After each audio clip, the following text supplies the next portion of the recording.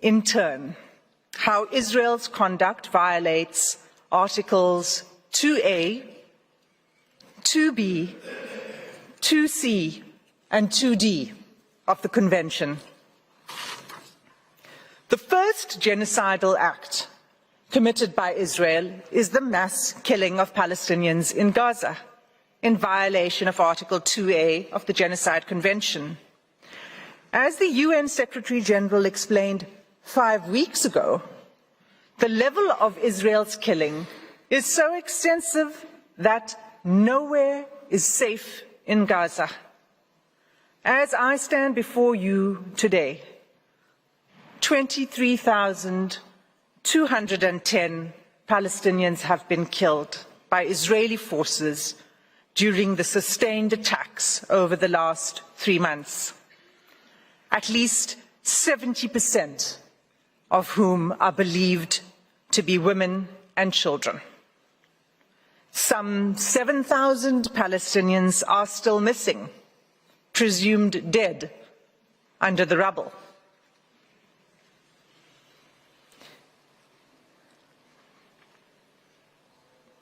Palestinians in Gaza are subjected to relentless bombing wherever they go. They are killed in their homes, in places where they seek shelter, in hospitals, in schools, in mosques, in churches, and as they try to find food and water for their families. They have been killed if they failed to evacuate. In the places to which they have fled, and even while they attempted to flee along Israeli-declared safe routes. The level of killing is so extensive that those whose bodies are found are buried in mass graves, often unidentified. In the first 3 weeks alone, following 7 October, Israel deployed 6,000 bombs per week. At least 200 times it has deployed 2,000-pound bombs in southern areas of Palestine designated as safe. These bombs have also decimated the north, including refugee camps. 2,000-pound bombs are some of the biggest and most destructive bombs available. They are dropped by lethal fighter jets that are used to strike targets on the ground by one of the world's most resourced armies. Israel has killed an unparalleled and unprecedented number of civilians, with the full knowledge of how many civilian lives each bomb will take. More than 1,800 families, Palestinian families in Gaza, have lost multiple family members, and hundreds of multi-generational families have been wiped out, with no remaining survivors. Mothers, fathers, children, siblings, grandparents, aunts, cousins, often all killed together. This killing is nothing short of destruction of Palestinian life. It is inflicted deliberately. No one is spared, not even newborn babies. The scale of Palestinian child killings in Gaza is such that UN chiefs have described it as a graveyard for children. The devastation, we submit, is intended to and has laid waste to Gaza beyond any acceptable legal, let alone humane, justification. The second genocidal act identified in South Africa's application is Israel's infliction of serious bodily or mental harm to Palestinians in Gaza in violation of Article 2B of the Genocide Convention. Israel's attacks have left close to 60,000 Palestinians wounded and maimed. Again, the majority of them women and children. This in circumstances where the healthcare system has all but collapsed. I'll return to this later in my speech.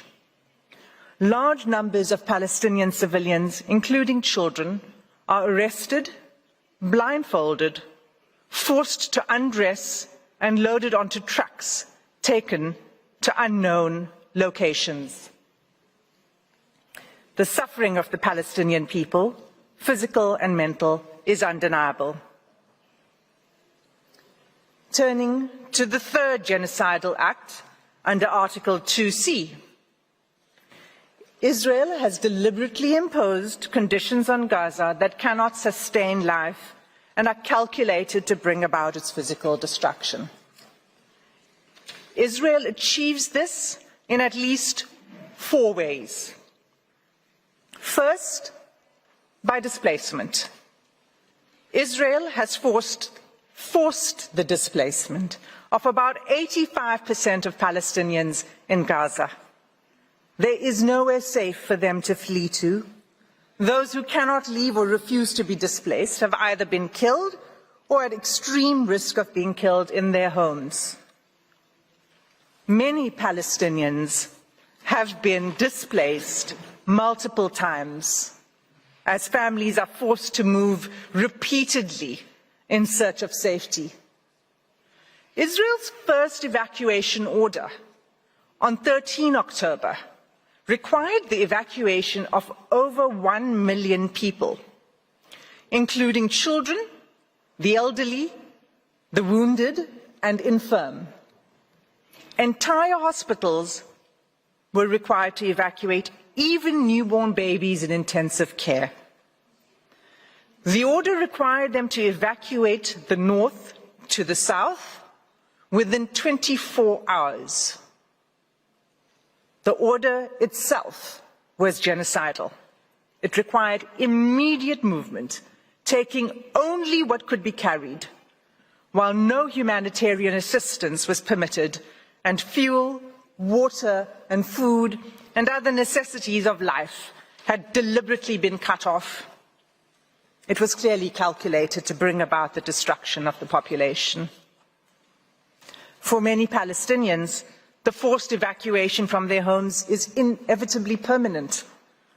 Israel has now damaged or destroyed an estimated 355,000 Palestinian homes, leaving at least 500,000 Palestinians with no home to return to.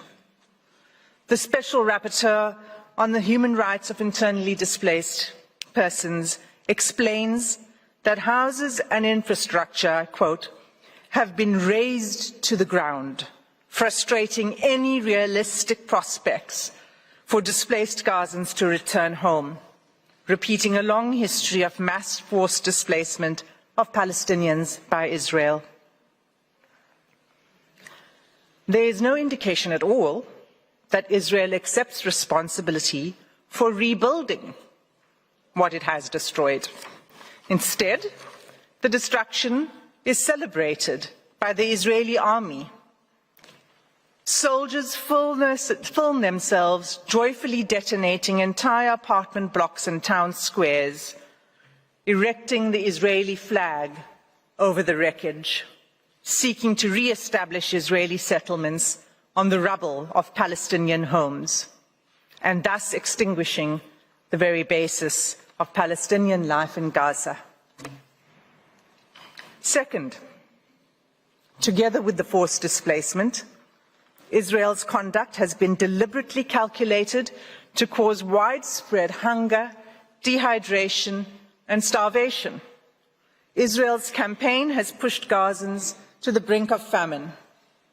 An unprecedented 93% of the population in Gaza is facing crisis levels of hunger. Of all the people in the world currently suffering catastrophic hunger, more than 80% are in Gaza. The situation is such that the experts are now predicting that more Palestinians in Gaza may die from starvation and disease than airstrikes. And yet Israel continues to impede the effective delivery of humanitarian assistance to Palestinians. Vital fuel to a hospital and medical supply center was denied by Israeli authorities. This marked the 5th denial of a mission to the center since 26 December, leaving 5 hospitals in northern Gaza without access to life-saving medical supplies and equipment. Aid trucks that are allowed in are seized upon by the hungry. What is provided is simply not enough.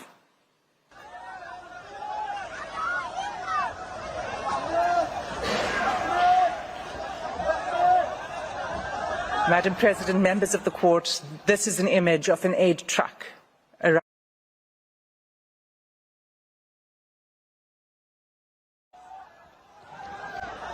Third, Israel has deliberately inflicted conditions in which Palestinians in Gaza are denied adequate shelter, clothes or sanitation.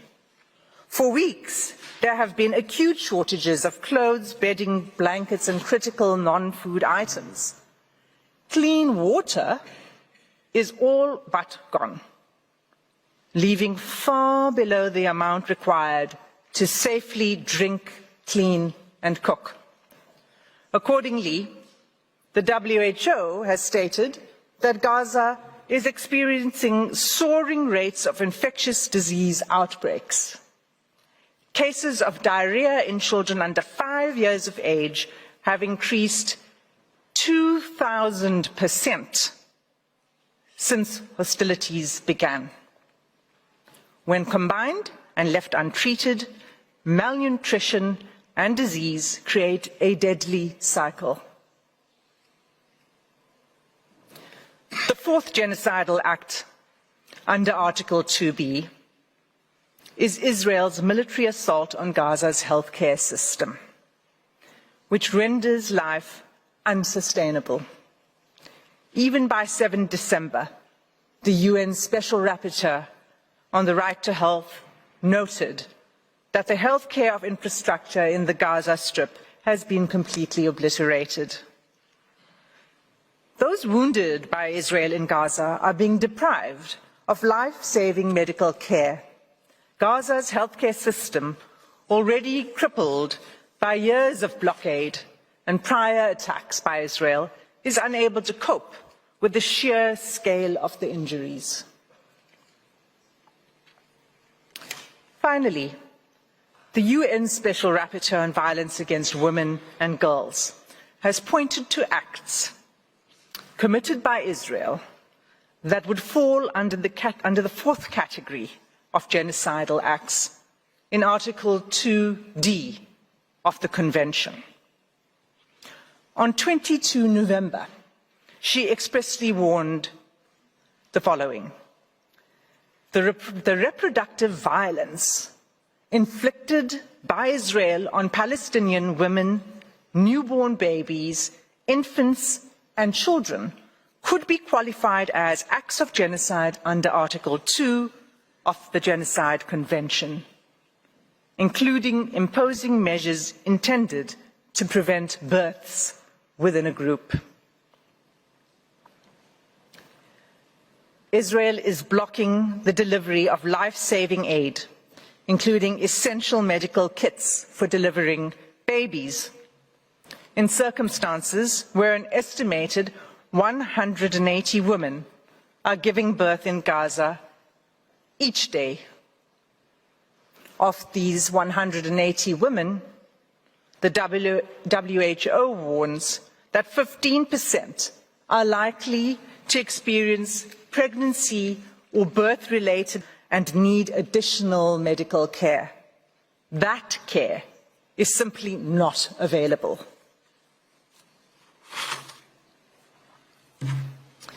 In sum, Madam President, all of these acts, individually and collectively, form a calculated pattern of conduct by Israel, indicating a genocidal intent.